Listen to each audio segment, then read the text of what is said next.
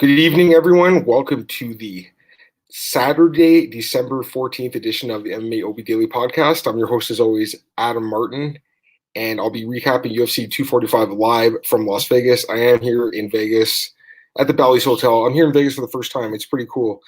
It's been quite an experience. I'll talk about my whole trip during this week. There's a lot to talk about. It's definitely been a cool experience though so far.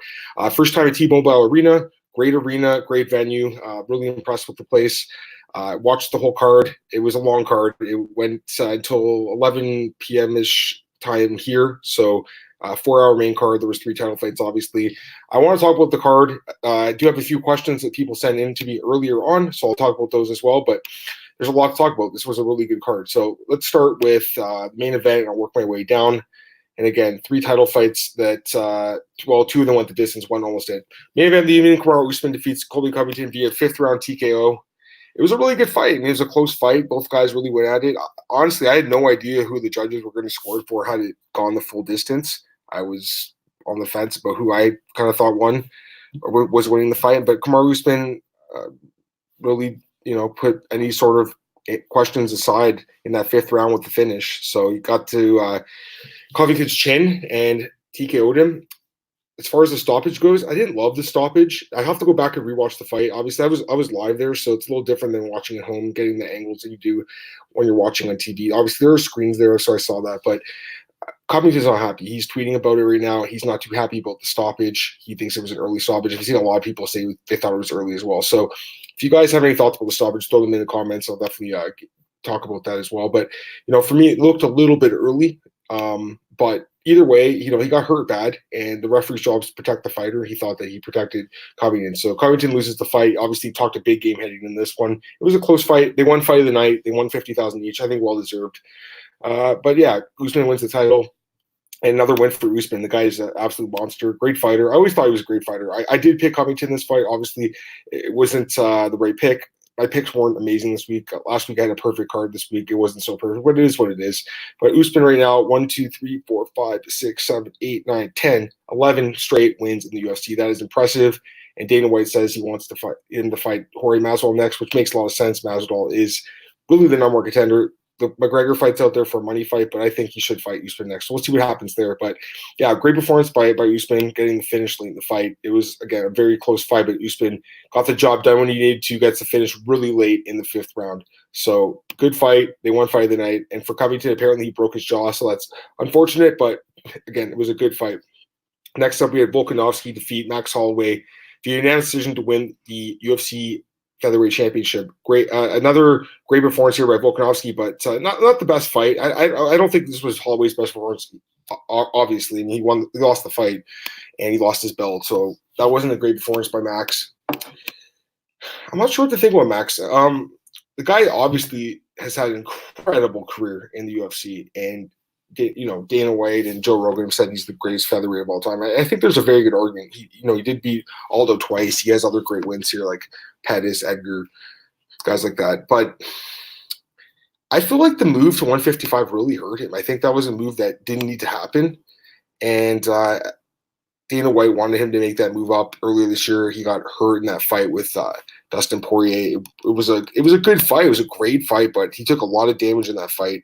And I don't think that was his best performance. And since then, he hasn't looked as great. The Edgar fight, he got the job done, but Edgar is a declining fighter. And then this fight, he just got beat to the punch by Volkanovski, who I think surprised a lot of us. So great performance by Alex. I scored the fight. I think I had 4 rounds to 1 for Alex. Again, I was there live. It's a little different than watching on TV, but he won at least 4 rounds, arguably 5. Definitely won the belt. So good for him. And apparently Dana White now is saying that he wants a rematch between them in Australia. I don't know what I think about that. I'm not surprised. As soon as I heard Volkanovski won the belt, I thought that immediately my reaction was they're going to do a rematch. But to me, I'm not sure if that's the right thing to do. I just feel like there are other contenders at 145. But, considering Max's resume in the division, I'm not surprised at all. So could be a rematch. We'll see what happens there. But either way, Volkanovski, man, what another impressive performance, getting his 8th straight win in the UFC and 18th straight win overall. That's incredible. Next up, Nunes defeats Jermaine Ranami, being now decision 49-44, 49-46, 49-45. This fight, I don't know. I feel like this fight kind of sucked the life out of the crowd. Like, this fight should have been over in the first round, and Nunes couldn't get the finish. She had the submission in there, and it went the full distance. And later on, she said, obviously, she wanted to wrestle with Jermaine. She wanted to show a different part of her game. I didn't love this fight. It wasn't Amanda's best performance. Jermaine put up a valiant effort, but didn't get the job done either. I just didn't really enjoy this fight that much. Ben is a much better fighter than what she showed in this fight. So it is what it is. She still got the job done. She won the belt, but I don't know. Like, I know she wanted to show off her wrestling. That's what she said. But it seemed like she was just like almost afraid to like fight with Durandi on the feet. And Durandi on the feet actually did land some good shots on her. But yeah, it just wasn't my favorite performance by Amanda Nunes. She's a much better fighter than this. And for Jermaine, it was her second chance at fighting Nunes. Lost again. So bad matchup for her. She won't be getting that fight. Again, as far as who's next for Amanda, they're saying Clarissa Shields next, possibly. I don't know what I think about that. She obviously has no MMA experience. She's a boxer, so I'm not sure what I think about that. I know she is a good boxer, but I think Amanda needs to be fighting MMA fighters. So we'll see what happens with Amanda. She gets the job done. 10th straight win in a row. That's a great win streak, and 12-1 overall in the UFC. That's incredible. So still the best female fighter of all time. I just don't think this was her best performance. Next up, we had Marlon Moraes defeat Jose Aldo via split decision, 29-28, 28-29, 29-28. I don't know about this one. Like, you guys know I picked Aldo, so I thought he still won the fight. Most people thought, from what I've seen, thought Aldo won at least 2 rounds. I thought he won the second and third round. I gave the first Moraes. It was a close fight. When it went to the scorecards, I told my girlfriend who I was watching with, I said, this is going to be a split decision. I knew right away, and Moraes got the nod. So it was a close fight. I don't think it was like a crazy, super insane robbery by any means. Like, we've seen worse robberies, but I still feel like the wrong guy won. I think Aldo won the fight. Most people in the crowd booed. No one liked the decision, it seemed like. So, in my opinion, Aldo won the fight. Dana White now is saying he thought Aldo won the fight. He's saying Cejudo wants to fight Aldo next. So, they might treat it like a win and give Aldo the title shot. I don't think that'd be fair because, segueing to my next fight, Petr Yan put on an incredible performance, knocking out Uriah Faber. And to me, this is the kind of win that should earn the Petr Yan title shot. If you're asking me who I would rather see fight for the title next against Henry Cejudo, it's Petr Yan.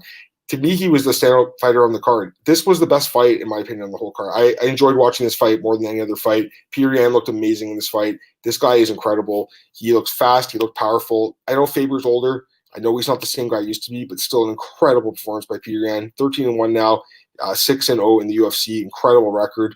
Just a tremendous fighter. No, again, Faber's on the decline. He probably should retire after this fight once again. He took a lot of damage in this fight, guys. But yeah, just the way Petr Yan beat him was much more impressive than, even if Aldo got that win, it was just a more impressive performance. So unfortunately for Aldo, he didn't get the nod from the judges. I thought he won the fight.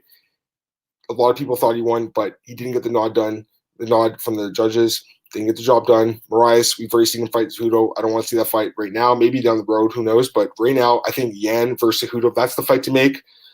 Does seem like Dana White wants to do this Aldo fight, so not sure what's going to happen there, guys. But if it was up to me, I would have Petr Yan fight for the belt. Next, I'd be curious to hear what you guys have to say about that one. Leave a comment if you want. But yeah, for me, it's going to be Petr Yan versus Henry Cejudo. That'd be my choice for the next fight. Just going down to the prelims here, I'm going to go through them quickly here. Jeff Neal defeats Mike Perry via knockout in the first round. Jeff Neal is an incredible talent as well. He's, to me, a top 10 welterweight who's just not ranked there yet. But this guy is fantastic. And, you know, for me, it's another one of these examples of a guy who has been working a full-time job for a long time, and now he's finally able to train full-time, not work a full-time job. And you see the improvements in his game. So now he's 6-0 in the UFC with 5 finishes. He is a fantastic talent. And he's absolutely in line for a top 10 fight his next time out. Not sure who that's going to be, but he deserves a top 10 opponent, no doubt about it. And for Mike Perry, it's another loss, but still a very popular fighter on the roster. He got a big pop from the crowd. Next up, Irene Aldana defeats Caitlin Vieira via knockout in the first round. This was another amazing performance by Aldana and one of the best performances in the card. What an incredible left hook she landed. A brutal punch that knocks Vieira down and puts her out pretty much right away. Follows up with a little bit of ground and pound. But yeah, great performance by Aldana. And Aldana, she's been a little inconsistent in the UFC since coming in there a couple years ago, back in 2016. But she's won 5 of her last 6 fights now, so she has definitely picked it up. The one loss to Pennington in the summer, not a great win, not a great loss, but still, she's fought 4 times this year, went 3-1. That's a solid record, and this is a big win over Vieira, who was the number 2 ranked fighter in the division. Definitely overranked based on the win over Kat Zingano, but still a highly ranked fighter, and I'm curious to see what the UFC does with Aldana next. I mean, does she fight for the belt? Does she fight Nunes? Maybe. It's possible, guys. I don't think she beats Nunes. I think she has too many holes in her game, especially with the ground game, but she has knockout power, so that makes her a threat to fight anyone in the division, including Amanda Nunes.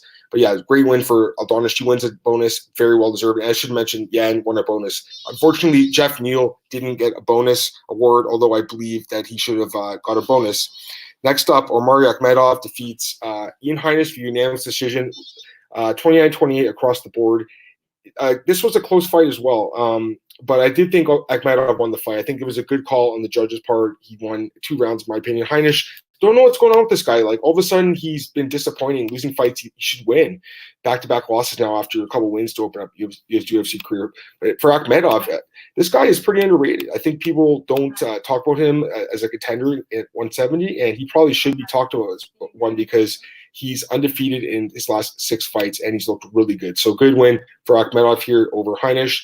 Next up, Matt Brown defeats Ben Saunders via knockout in the second round. Great win by Matt Brown. He looked amazing in this fight, and no surprise here. I mean, Ben Saunders is a really fun fighter to watch, an exciting guy, but the most durable guy, and he's definitely getting up there in age, and he keeps getting knocked out, which is obviously really unfortunate. He's been knocked out in he's actually been finished in 6 of his last 7 fights. He's been finished in 4 straight fights, which is really unfortunate. Ben's a great guy, but at this point in his career, I just think he can't take the punches he used to be able to early in his career. So unfortunately for Ben Saunders, he's probably going to be released from the UFC. He might end up retiring. I'm not sure. I know he loves the sport, but guy's been getting knocked out a lot. For Matt Brown, a great win by knockout in his return to the cage after 2 years away. And just getting on to the early card here, Chase Hooper defeats Daniel Tamer via first-round TKO. Looked really good in this fight. Hooper's a great prospect. Brandon Moreno defeats K. Kara France, unanimous decision. A little fun fight here in the flyweight division, but Moreno definitely got the job done, picks up the win as a dog. Jessica Eye defeats Viviane Araujo, the unanimous decision. A catchweight bout. She missed weight by over 5 pounds. Very disappointing. To me, it's like gotta have an asterisk next to it because like this wasn't even in the flyweight division. This was a bantamweight fight. So I feel bad for Araujo losing that fight after taking it, accepting it, even though her opponent missed weight really badly. And then finally, Puna Haley Soriano defeats Oscar Pichota via knockout in the first round. A really good win for Puna, a guy that some people didn't think should be signed to the UFC after his performance on Contender Series, but picks up a great win. So overall, a solid card. I feel like the main card dragged on a little bit. 3 title fights going almost the full distance, all 3 of them.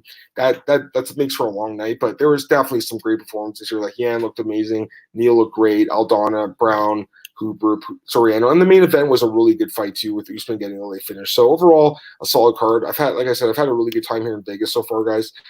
I will be doing some more podcasts this week while I'm out here. Unfortunately, the time's going to be a little bit off. Like right now, it's 12 a.m. here. The card finished an hour ago, so I did the podcast. I know it's 3 a.m. back in Toronto time, but still want to do the show and talk about the card because there was a lot to talk about. So, guys, I appreciate you tuning in to this evening's podcast. I do have a few questions I want to answer before I get out of here. And if you want to throw in a few more, jump in there. Someone asked me, who was this? Demi33 on Twitter asked me a question. Did Nunes lose someone for Shine tonight? It wasn't her best performance, Academy. It really wasn't. She's still the greatest female fighter of all time, in my opinion, and in most people's opinion, but it wasn't a great performance, and I feel like she should have finished this fight. This is the fight she should have dominated and finished. So, yeah, I do feel like a little bit of shine was lost, but it is what it is. Like when you are so great like Nunes is, we expect greatness every time we see her, and in this fight, she just wasn't the great fighter that we expect. So it is what it is. But yeah, I do feel like she lost a little shine, but she can get it back really quickly with another great finish in the next fight. And we have to give her a pass here. She had 9 straight wins. I think most of them almost, except for the Valentina fights by decision. So all the rest of them by stoppage. So she's incredible. Second question, should Keith have stood them up in round 5? She's talking about Keith Peterson, the referee. Yeah, probably, but it is what it is. There were some stabs in this. There's a lot of stabs in this fight that were early, some were late. It is what it is. I don't think any of that stuff would have changed the outcome of the fight. Nunes is just a much better fighter. And the last question is Mike Perry ready next to be cut from the UFC roster? I don't think Mike Perry gets cut. He's just too popular. The crowd really liked this guy. He got a huge pop from the audience. They love Mike Perry. Not a great performance, gets knocked out. First knockout loss of his UFC career, but he's still a very popular guy. And then I had one more question. My buddy Matt Hayes asked me, which UFC fighter would make the best bowler? That would be there's two that I can think of right off the top of my head. One is Christos Giagos, the Athletic, actually did a feature on him, I think, recently, talking about his bowling prowess, which was actually pretty cool. And the other would be Mike Swick. There's actually a video of him bowling with Ben Folks way back in the day for Fight Magazine, which used to be a great magazine. I don't think they do it anymore. But yeah, some good questions there, guys. I really appreciate it. I've had an extremely long day. I've been up for a long time, did a lot of walking today, been all over Vegas, up and down the strip, and back. So it's been insane. But I definitely wanted to, like I said, do this podcast. I'm going to try doing one on Monday as well. And then hopefully Tuesday, Wednesday, I'll be back to normal on Thursday back in Toronto. But yeah, I'm just really enjoying my trip here. And it was really cool going to T-Mobile Arena for the first time. Great arena, great venue. Would have been nice to have definitely, maybe seen some more, I guess, exciting title fights. I don't think they were the best title fights, guys, to be completely honest with you, but it is what it is, you can't, on paper, this was the best card of the year. I think it turned out to be a good card. I don't think it was the best card I've ever seen. There's been much better cards, but still a very solid card. I'm glad I came out here. Anyways, guys, it's really late here. I got to go to bed soon. I really do. But thanks again for tuning into the podcast. I'm Adam Martin, and you can follow me on Twitter at MMAdamMartin. And the podcast, MMAOBsburger.com, YouTube, SoundCloud, Spotify, iTunes, all those things. And check me out at BJPenn and MMARings.net. I'll try doing a podcast Monday at some point. I'm going to the Grand Canyon Monday, which should be pretty cool. And tomorrow's another busy day. I'm enjoying Vegas, guys. It's been a really good time, and things will be back to normal very soon. But until then, have a great night, guys. It's super late here. I'm super tired. I know you guys are tired too. So I hope you enjoyed the card. I did. I hope you did too. And I'll talk to you guys later. Have a good night. Bye.